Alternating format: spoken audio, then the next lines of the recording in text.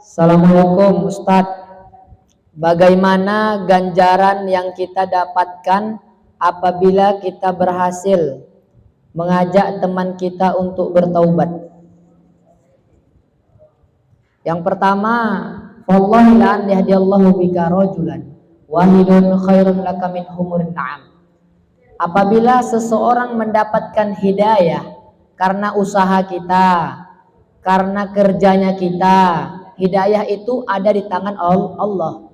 Tapi kalau dia mendapatkan hidayah karena usaha kita, karena kita datangi siang, pagi, malam, sore, siang, pagi, malam, sore kita ingatkan selalu, maka kita lebih baik, kata Rasulullah, daripada mendapatkan unta yang merah, yang berpunuk merah.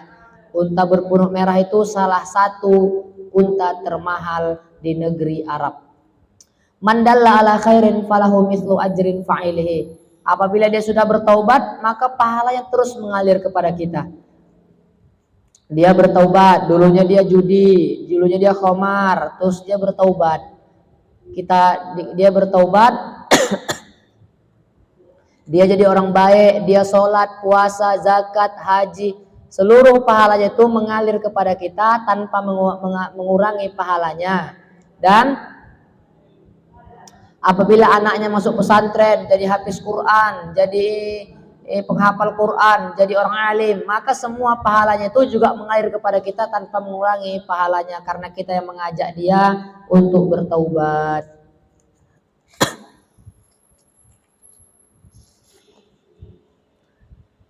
Assalamualaikum Ustadz. Waalaikumsalam. Apakah rezeki itu sudah ditanggung Ustadz? Karena kan kadang kita kerja aja tapi nggak kaya-kaya. Rezeki itu sudah ditanggung. Semua rezeki sudah ditanggung Allah. Apa ayatnya? Apa kata Allah dalam Al-Quran? Wa ma min dabbatin fil ardi illa 'alallahi rizquha wa ya'lamu mustaqarraha wa mustaudaha kullun fi kitabim mubin.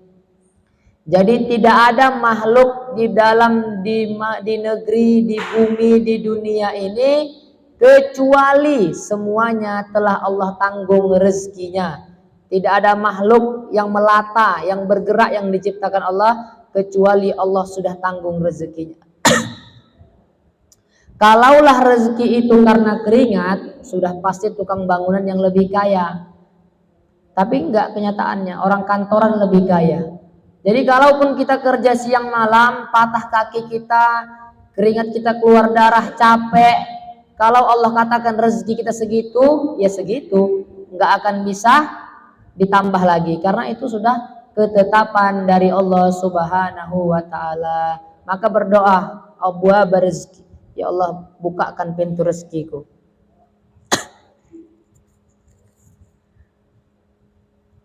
Ustadz, bagaimanakah caranya supaya kita mudah paham pelajaran agar diberi kebaikan? Apa kata Rasulullah? Wa may yuridillahu bihi khairan yufaqihu fid din. Wa innama ana qasimun wallahu yu'ti. Kata Rasulullah, apabila seseorang hamba diberikan kebaikan, diberikan kemudahan, maka Allah pahamkan dia agama. Allah mudahkan dia dalam masalah-masalah agama. Kalau masalah pelajaran, kata Rasulullah, aku pun tidak bisa memberikan kepahaman. Aku hanya bisa mengajari, kata Rasulullah. Allah tetap yang memberi kepahaman. Maka biar paham pelajaran, berdoa sama Allah. Mudah-mudahan dipahamkan Allah pelajaran. Allahumma faqihna fid din. Ya Allah, pahamkan aku agama. Ustadz, bagaimana ganjaran untuk kita yang tahu aib saudara kita, tapi kita tutup aja, enggak kita ceritakan sama siapa-siapa. Man sataro ala muslim, satarallahu fid dunya wal akhirah. Siapa yang menutup aib saudaranya muslim, maka Allah akan tutup nanti aibnya di akhirat.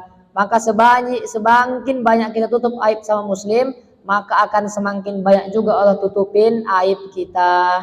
Maka aib ini jangan diceritakan. Kalau aib itu sudah ditutup Allah, jangan kita ceritakan. Allah saja menutupnya. Yang penting kita jangan ceritakan.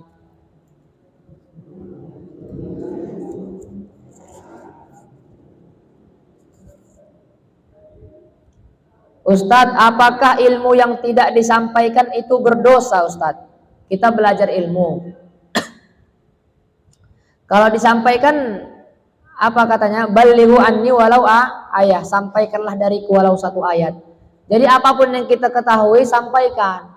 Apapun itu. Maka berdakwah itu, menyampaikan ilmu itu bukan mesti kita harus jadi orang alim, bukan.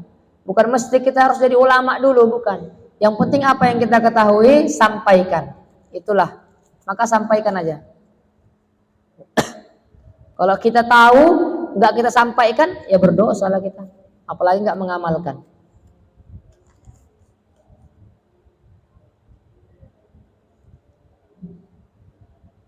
Ustadz, bagaimana supaya kita bisa memanfaatkan masa muda kita agar masa muda kita tidak sia-sia, biar supaya kita itu dapat banyak pahala ketika masih muda. Masa muda ini sangat penting ya. Apa kata Rasulullah? Ightanim khamsan qabla khamsin, syababaka qabla haramika, wasih sababaka qabla haramika, wa farahuka qabla saglika, wa hayataka qabla mautika, wa ghinaka qabla fakrika. Apa kata Rasulullah? Jagalah 5 perkara sebelum 5 perkara. Syababaka qabla haramika. Salah satunya ialah masa mudamu sebelum datang masa tuamu. Kata Maulana In'amul Hasan, manfaatkanlah masa mudamu untuk agama. Kalau tidak, masa mudamu pun akan habis, tapi bukan untuk agama. Buatlah masa mudamu untuk belajar agama. Kalau tidak, masa mudamu pun akan habis, tapi tidak untuk belajar agama. Buatlah masa mudamu untuk hal-hal kebaikan. Kalau tidak, masa mudamu pun akan habis, tapi tidak untuk kebaikan. Gunakanlah masa mudamu untuk mencari pahala dari Allah. Kalau tidak, masa mudamu pun akan habis, tapi tidak dalam mencari pahala. Maka Masya Allah penting sekali ini. Rasulullah sangat senang kepada anak-anak muda yang rajin beribadah, yang taat kepada Allah. Kalau kakek-kakek yang udah mau pingsan atau mau sakaratul maut, itu taat sama Allah itu udah biasa. Kenapa? Karena dia udah buat kubur, udah buat tanah, ibaratnya gitulah. Ya wajar dia. Kalau emang dia nggak taat juga udah mau bawa kubur, nah itulah yang na'udzubillah itu. Merasa muda dia berarti. Maka ini bahaya ini. Maka taubatlah. Tapi kalau anak muda, masih kuat, masih cinta kepada Allah, rajin sholat, ini yang dicintai Rasulullah. Sangat langka. Assalamualaikum Ustadz, bagaimana jika ada tetangga kita yang makan kenyang, tapi tetangganya lapar? Jika ada tetangga kita yang kenyang, tapi kita lapar, gimana nih? Berarti kita kenyang, tetangga kita lapar, atau tetangga kita kenyang, kita lapar. Kayak mana nih? Yang pertama, la tadkhulul jannah hatta tu'minu wala tu'minu hatta tahabbu. Tidak akan masuk surga kita sampai kita menjadi orang yang beriman, dan tidak akan bisa kita menjadi orang yang beriman sampai kita mencintai saudara kita sebagaimana kita mencintai diri kita sendiri. Maka di zamannya Rasulullah, sahabat itu kalau masak daging sop, kuahnya dibanyakkan, dikasih tangganya. Tapi kita jangan betulan kuahnya kita kasih, ya kasihlah dagingnya sedikit-sedikit. Kalaupun dagingnya kita masak 3 potong, kasih dah sepotong. Janganlah pula mentang-mentang kuahnya kita kasih. Itu udah pelit kali itu. Maka jangan harap kita masuk surga. Jadi ada hubungan itu ada 2. Ada hubungan hablum minan nas dan hablum minallah. Kalau hablum minallah, kita rajin puasa, sedekah, rajin zakat, rajin haji. Walaupun bagus hablum minallah kita, kalaulah kita ini tidak bagus hablum minan nas kita, maka belum bisa kita masuk dalam surga. Maka harus baik, hubungan dengan Allah baik, hubungan dengan manusia baik. Karena tidak cukup kalau hubungan dengan Allah saja yang baik, sedangkan hubungan dengan manusia tidak baik, tidak cukup. Maka dua-dua harus baik. Ustadz, bagaimana jika kita udah taubat dari berjudi atau hal-hal yang haram, tapi kita berjudi lagi dan kita terjebak selalu berjudi? La yu'minu ahadukum hatta yakuna hawahu taba'an lima ji'tu bihi. Tidak sempurna iman kalian, tidak mencapai orang-orang yang beriman, orang-orang yang Islam 100% sampai kalian bisa menahan hawa nafsu kalian dengan agama yang kubawa. Judi, suka kalian judi, tapi ingat itu adalah haram. Judi adalah haram, tinggalkan. Nafsu, la yu'minu ahadukum hatta yakuna hawahu taba'an lima ji'tu bihi. Al hawa al mudillalah. Jadi judi haram. Khamar enak, oh tapi haram, udah hilangkan. Mencuri enak, cepat kaya, tapi haram, Rasulullah larang, tinggalkan. Karena kayak gitu, biar sempurna iman kita.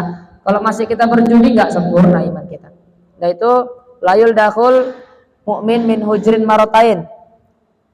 Orang mukmin itu tidak terjebak dalam kesalahan yang sama.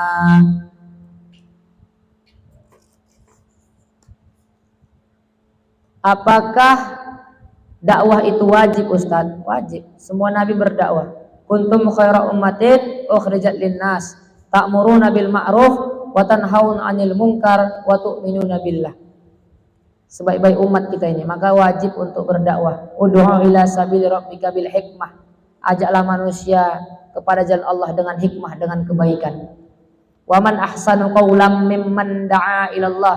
Tidak ada perkataan yang lebih baik melainkan kita taat kepada Allah, melainkan mengajak orang taat kepada Allah.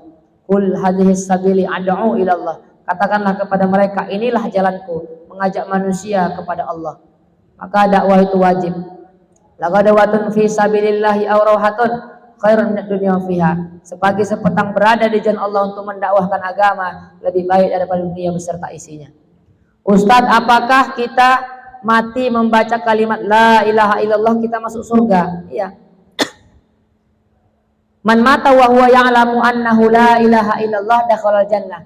Siapa yang mati mengucapkan kalimat la ilaha illallah, maka masuklah dia ke dalam surga.